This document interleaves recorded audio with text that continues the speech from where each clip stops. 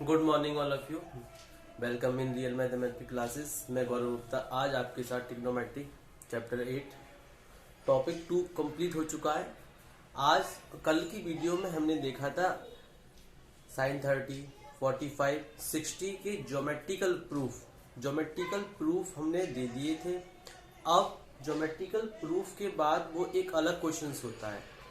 ऐसे ही सारे हर एक स्पेसिफिक एंगल के लिए जो साइड्स का रेशियो होता है वो फिक्स्ड होता है। अब हर एक एंगल का ज्योमेट्रिकल प्रूफ हमारे सिलेबस में नहीं है और ना ही हमें पीएचडी करनी है। तो कुछ स्पेसिफिक एंगल होते हैं जैसे 0 डिग्री, 30 डिग्री, 45 डिग्री और 90 डिग्री हमारे 10th क्लास में। तो इन स्पेसिफिक एंगल्स पर वो वैल्यू को हमसे पूछता है, जिनकी हमने कल ज्योमेट्रिकल प्रूफ भी देख लिया था। उनका वही सारी ज्योमेट्रिकल प्रूफ एक टेबल में आते हैं। उनको हम एक टेबल में लिखेंगे, चार्ट बनाएंगे, उसको याद करने का एक सिंपलेस्ट वे आपको दिया जा रहा है। इससे आसान तरीका नहीं हो सकता कोई। जिस भी बच्चे को याद ना हो उस तरीके से वो इस तरीके से इसको याद कर सकता है। तो याद करने से पहले एक छोटी सी बात लगेगा आपको, ये क्या बकवास चल रही है, लेकिन पता लगेगा ये बकवास में आपकी पूरी टेबल लर्न हो जाएगी। ध्यान रखिएगा। आपको मैंने 6 ट्रिग्नोमेट्रिकल फंक्शंस बताए थे, वो एक बार फिर रिव्यू कर लेता हूं मैं आपको, ठीक है। पहला ट्रिग्नोमेट्रिकल फंक्शन था हमारा साइन, दूसरा था कॉस और तीसरा था टेन और चौथा था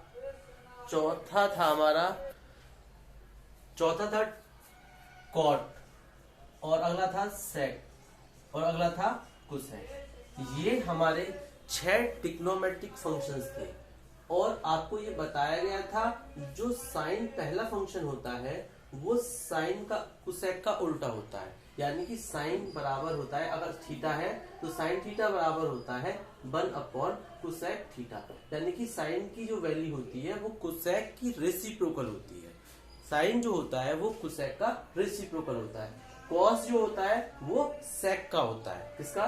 सेक का। यानी कि 1 अपॉन सेक थीटा, अगर थीटा एंगल है तो। अगर ए एंगल है तो ए, 30 डिग्री का एंगल है तो 30 डिग्री का एंगल।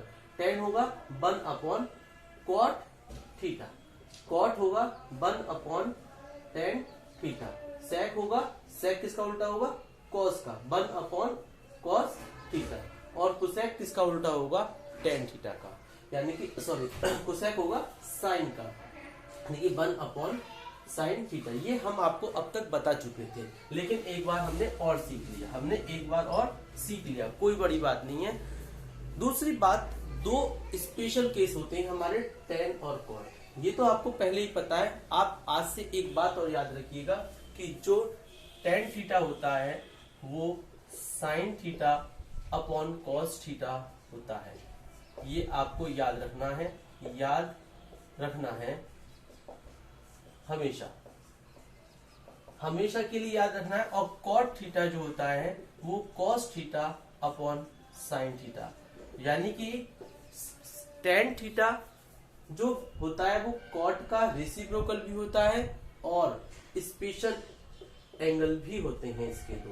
यानी कि कॉस, अगर मैं टेन को निकालना चाहूं तो साइन को कॉस से डिवाइड कर दूं तो टेन आ जाता है, और कॉस को साइन से डिवाइड कर दूं तो कॉट आ जाता है, कॉट। ध्यान रखिएगा, 2 स्पेशल फॉर्मूले हैं, नोट करके रखिएगा। अगर यहाँ थीटा है तो यहाँ थीटा, थीटा है तो यहाँ थीटा, और थीटा है तो यहाँ थीटा, और एंगल ए है तो ए। यानी कि कल को मैंने यहाँ लिख दिया साइन 30, तो आप थीटा की जगह क्या है 30, तो आप भी क्या कर देंगे थीटा की जगह 30 डिग्री, ठीक है ना।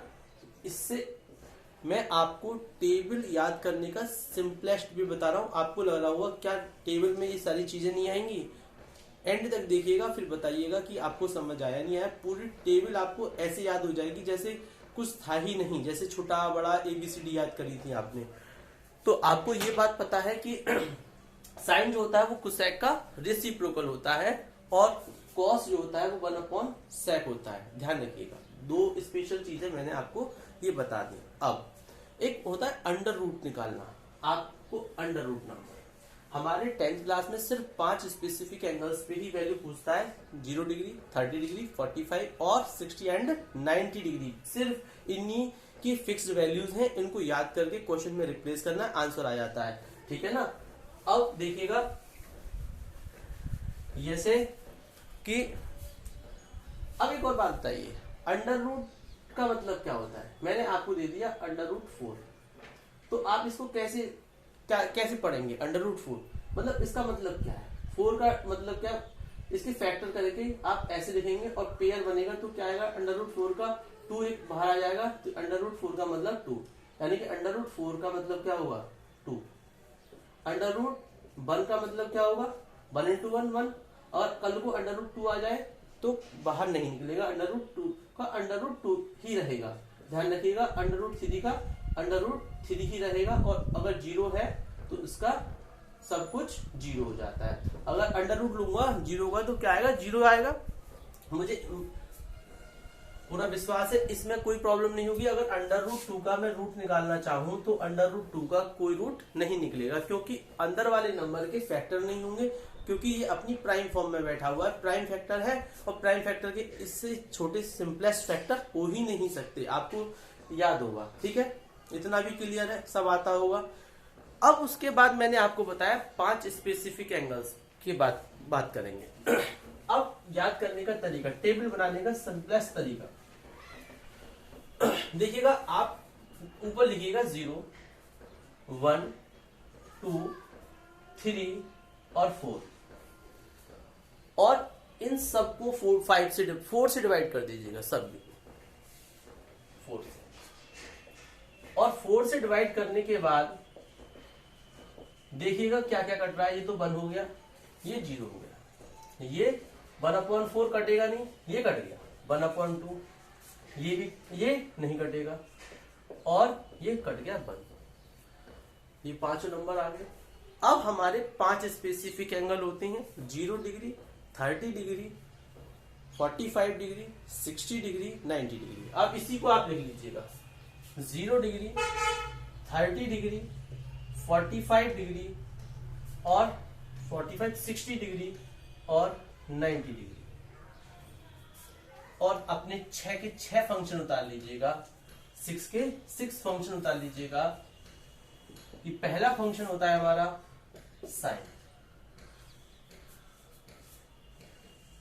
दूसरा फंक्शन होता है हमारा कॉस, तीसरा होता है टेन, अगला होता है कॉट, आगे का होता है सेक, उसके बाद होता है कुसेक।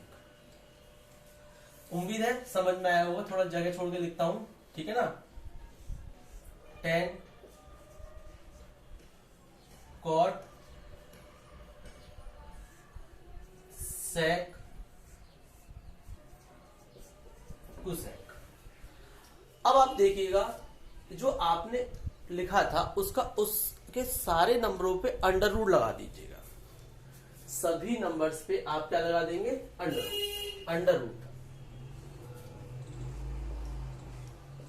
बस आपका काम खत्म। अब आप देखिएगा कि 0 का अंडर रूट क्या निकलेगा, 0, अभी आपको बताया था।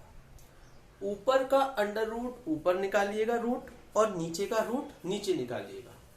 तो जब देखिएगा ये जो शटर है, अरे आपने देखा नहीं है, कॉम्प्लेक्स मतलब मार्केट में गए होंगे तो 2 दुकानें एक ऊपर नीचे, कभी कभी 2 मंजिला दुकानों का शटर एक ही हो जाता है, तो दोनों का शटर एक ही है, तो एक का अंडर रूट क्या होगा 1,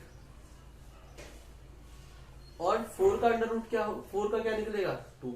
ये अभी आपको याद कराया था कि 4 का जो रूट होता है वो 2 होता है। 1 का अंडर रूट है ये रूट, तो 1 का निकालूंगा तो 1, और 2 का निकलेगा ही नहीं तो 1/√2। 3 निकलेगा ही नहीं, 3 होगा तो, और 4 का 1 का याद रखिएगा। पहला आपको समझ में आ गया होगा, पहला बुक से मैच कर लीजिएगा, सारे सेम आ रहे होंगे, ठीक है ना, सारे के सारे सेम आएंगे। याद करने का सिंपलेस्ट वे है। आगे का देखिएगा, अब ये काम आप बाद में मिटा सकते हैं, ये आपको इसी से हम टेबल बनाते हैं, ठीक है ना। पहले 0 1 2 3 4 लिखना है, फिर सबको 4 से डिवाइड कर देना है, फिर आपको सब पे अंडर रूट लगा देना है। ठीक है ना, उम्मीद है समझ में आया होगा। उसके बाद इस 90 को कॉस पर, इस 90 को इस पे लाइएगा, यहाँ पर इधर 1, इसको उठा के यहाँ लाइएगा, अंडर रूट 3/2 ये सेम रहेगा, और इसको उठा के इधर ले जाइएगा 1/2, 0 को यहाँ ले जाइएगा, दूसरा बन गया। अब तीसरा देखिएगा, ये क्या है 10। आपको क्या बताया था, जो 10 होता है वो साइन अपॉन कॉस होता है, यानी कि मुझे 10 चाहिए तो 10 का मैंने अभी एक फॉर्मूला बताया था कि जो 10 होता है वो साइन अपॉन कॉस होता है। मुझे 10 चाहिए तो ऊपर वाले नंबर को नीचे वाले नंबर से डिवाइड कर दूं। जब 0 को 1 से डिवाइड करूंगा तो क्या आएगा, इधर देख लीजिएगा 0 को जब मैं 1 से डिवाइड करूंगा तो क्या आएगा, अरे सर ऊपर 0 है तो सब कुछ 0 हो जाएगा भाई, इसमें इतना सोचने की क्या बात है, 0 आ गया। अब दूसरी बात, एक और बात याद रखिएगा कि जो टी रेशोज होते हैं हमारे 6, sine cos, tan cot, sec cosec, ये एक दूसरे के कॉम्प्लीमेंट होते हैं, साइन कॉस के साथ, टेन कॉट के साथ, सेक कोसेक के साथ। कॉम्प्लीमेंट का मतलब होता है कि साइन का जो कॉम्प्लीमेंट एंगल होगा, यानी कि साइन मतलब कॉम्प्लीमेंट का मतलब और समझ लीजिएगा कि अगर कहीं पे लिख रहा है कि साइन 30 तो साइन 30 का कॉम्प्लीमेंट एंगल क्या होगा, सोचिएगा कॉम्प्लीमेंट 90 से माइनस करिएगा तो 60, यानी कि cos 60 के बराबर होगा। ये कॉम्प्लीमेंट वाली बात और ध्यान रखिएगा कि साइन कॉस के साथ कॉम्प्लीमेंट होता है, टेन कॉट के साथ और सेक कोसेक के साथ। ऐसा नहीं उल्टा एक दूसरे के, साइन कॉस के साथ और कॉस साइन के साथ। यानी कि कल को अगर मैं पूछने लगूं कॉस 30 डिग्री कितना होगा तो आप साइन लिखेंगे और इसका कॉम्प्लीमेंट क्या होगा 60। देख लीजिए, वरना साइन 30 की वैल्यू कितनी है 1/2 और कॉस 60 की वैल्यू कितनी है 1/2, सेम है। इस बात को भी ध्यान रखिएगा। चलो टेबल पर आते हैं वापस कि मुझे क्या चाहिए, 10 चाहिए। 10 क्या होगा, 10 क्या होगा साइन अपॉन कॉस, ऊपर वाले को नीचे वाले से डिवाइड कर दो। अब 1/2 को अंडर रूट 3/2 से डिवाइड करना है। अब ये ऊपर भी अपॉन का नंबर, नीचे भी अपॉन का नंबर, ये हमें सर आता नहीं है। मैं आपको एक केस बताता हूँ, डिवाइड का रूल। डिवाइड का रूल आपको हर टीचर ये समझता है, बच्चों को पता होगा, लेकिन बताता कोई नहीं। चलो मैं बताता हूँ। अगर ऊपर वाला भी नंबर अपॉन में है और नीचे वाला नंबर भी अपॉन में है तो ऊपर वाला नंबर तो योग तो लिखा जाता है और नीचे वाले नंबर का रेसिप्रोकल घुमा देते हैं। ये इसका सॉल्व करने का तरीका है, ठीक है ना। यानी कि अगर ऊपर भी नंबर अपॉन का है और नीचे का भी अपॉन का है तो ऊपर वाला नंबर तो योग तो सेम उतर जाएगा और नीचे वाले को घुमा के रेसिप्रोकल, ठीक है ना। अब इसका क्या यूज है, टेबल बनाने में इसका यूज होना है। यानी कि ऊपर वाले नंबर को नीचे वाले नंबर से डिवाइड कर दीजिएगा। 1/2 डिवाइडेड बाई अंडर रूट 3/2। तो ऊपर वाला नंबर सेम, नीचे वाले को घुमा दो। Under root 3 2 upon under root 3, 2 से 2 कैंसिल, 1/1 अपॉन अंडर रूट 3। और कल देखिएगा 1/30 डिग्री, 45 डिग्री और 60 डिग्री का कल ज्योमेट्रिकल प्रूफ कल वाली वीडियो में दिया है। आप वहां से उतारना चाहें वहां से उतार के रख दीजिएगा, या इस तरीके से शॉर्ट ट्रिक से इसको बना के याद करना चाहें बना के याद कर लीजिएगा। ध्यान रखिए क्वेश्चन बोर्ड में कल वाली से आएगा प्रूफ करवाने को, या फिर एक सिंपल ही पूछ लेगा कि साइन 30 की वैल्यू कितनी होती है। एक नंबर का क्वेश्चन है। अगर 4 नंबर में आता है कि find the value of sine 30 तो आपको ज्योमेट्रिकल प्रूफ देना है 4 मार्क्स में। अगर उसने पूछ लिया एक नंबर में, ठीक है ना, तो आपको डायरेक्ट लिख देना है साइन 30 इज इक्वल टू होता है 1/2। इस बात का ध्यान रखिएगा। बोर्ड वेरिएशन में रखता है। कभी देखिएगा ये ट्रिग्नोमेट्री, टोटल जो ट्रिग्नोमेट्री होती है इस चैप्टर में से हमेशा 8 नंबर का आता है। मैं पहले भी बता चुका हूं, ठीक है। अब वापस टेबल पर आइएगा, ये बात की बात है। अब क्या चाहिए मुझे, ये चीज चाहिए, दिस अपॉन दिस। देखो गौर से देखो, 1/2 अपॉन 1/2। ऊपर भी नंबर सेम है, नीचे भी पूरा का पूरा कैंसिल, बना गया। ऊपर वाला नंबर देखिए, फिर देखिएगा निकालिएगा कि अंडर रूट 3/2 डिवाइडेड बाई 1/2। ठीक है ना, ये हमारी टेबल है यहाँ तक। तो अब ऊपर वाला नंबर तो सेम रहेगा, ऊपर वाला नंबर तो सेम रहेगा, ऊपर वाला नंबर सेम रहेगा। नीचे वाला नंबर को घुमा दो, 2/1, 2 से 2 तो क्या बचा √3।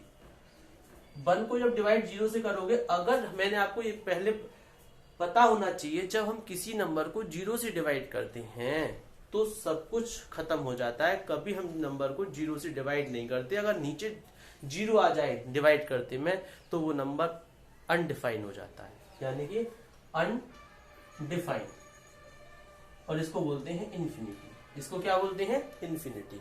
ठीक है ना, ये हमारी टेबल है बनाने का शॉर्ट तरीका। ठीक है, उसके बाद आता है हमारा कॉट। देखो अभी आपको क्या बताया था, tan और cot एक दूसरे के कॉम्प्लीमेंट होते हैं, tan और cot एक दूसरे के कॉम्प्लीमेंट होते हैं, यानी कि 0 क्या होगा 90 डिग्री वाला इनफाइनाइट, ये क्या होगा इधर ले आइएगा √3, 1 का 1 इसको इधर ले जाइए 1/√3, और इसको इधर ले जाइएगा 0। अब उसके बाद आता है sec। आपको ये बात अभी स्टार्टिंग में बताई थी कि जो sec होता है वो cos का उल्टा होता है, यानी कि sec जो होता है वो 1/sec जो होता है वो 1/cos होता है। यानी आपको अभी बताया था sec थीटा बराबर 1/cos theta. sec theta cos theta का रेसिप्रोकल होता है। तो देखिएगा sec थीटा की वैल्यू चाहिए तो cos थीटा कितना है, cos थीटा का रेसिप्रोकल, क्या रेसिप्रोकल, इसका रेसिप्रोकल। तो 1 का रेसिप्रोकल 1, घुमा दो 2/√3, इसको घुमा दो √2, डिवाइड 1 से करने पे कोई फर्क नहीं पड़ेगा, इसको घुमा दो 2, इसको घुमा दो। तो आपने पढ़ा होगा इसके नीचे कुछ नहीं होता तो 1, सपोज इसके नीचे क्या है 0/1, और मैं इसको घुमाऊंगा तो 1/0 हो जाएगा, और फिर 0 आ गया अपन में तो ये हो जाएगा इनफाइनाइट। क्या हो जाएगा इनफाइनाइट। आगे का देखिएगा आखिरी, आपको अभी अभी क्या बताया गया है कि जो कोसेक होता है वो कॉस का कॉम्प्लीमेंट होता है। क्या होता है कॉम्प्लीमेंट। तो कॉम्प्लीमेंट क्या, एक मिनट, हाँ देखिएगा कोसेक, इसको इधर लाइएगा थीटा, इसको इधर लाइएगा 2, ये होगा तो रहेगा √2, इसको इधर ले जाइए 2/√3, और ये क्या हो जाएगा। उम्मीद है समझ में आया होगा, मुझे पूरी विश्वास है आपको ये टेबल बनानी आ गई होगी। जब भी क्वेश्चन करने बैठे इस टेबल को बना के रखें सामने, और आपसे ऐसा नहीं है कि हर एक क्वेश्चन में इसकी वैल्यू पूछेगा, वो आपसे क्वेश्चन कैसे पूछेगा। मैं एक एग्जांपल लेके दिखाता हूँ। ये टेबल आपके सामने बनी हुई है, उम्मीद है समझ में आ गई होगी। थोड़ा सा मिटा देता हूँ, इतना हमारा काम का होता है, ये टेबल हमारी काम की होती है। कल को पूछेगा कैसे, वो कल को एक एग्जांपल लेता हूँ मैं, समझ मतलब ये जब भी आप क्वेश्चन करें इस टेबल को बना के रखें। क्वेश्चन एग्जांपल लेता हूँ, इसका यूज क्या है कि कल पूछने लगा वो sin 30 प्लस cos 60 की वैल्यू बताओ एक नंबर में। तो आप देखिएगा sin 30 कहाँ है, sin पे 30 कहाँ है 1/2 प्लस, बीच में प्लस, cos 60 की वैल्यू कितनी है 1/2। इनको ऐड कर दीजिएगा। ऐड कैसे करूंगा, एलसीएम लेके 2 एलसीएम 1 + 1 2/2 1 आंसर। ऐसे आएगा क्वेश्चन एक नंबर में। कल को वो पूछने लगे कि दूसरा एग्जांपल समझिएगा कि कल को पूछने लगे tan 30 इंटू cot 60 की वैल्यू बताइए। तो tan 30 कितना है, tan 30 कितना है 1/√3, cot 60 कितना है √3, इसके नीचे क्या है 1, √3 से √3 कैंसिल 1 आंसर। बस हो गया क्वेश्चन। इस टेबल का ये यूज है, इस तरीके से यूज करता है वो। एक नंबर में इस तरीके के क्वेश्चन पूछ लेता है। 4 नंबर में जो क्वेश्चन आएगा वो मैं कल ज्योमेट्रिकल प्रूफ दे चुका हूँ।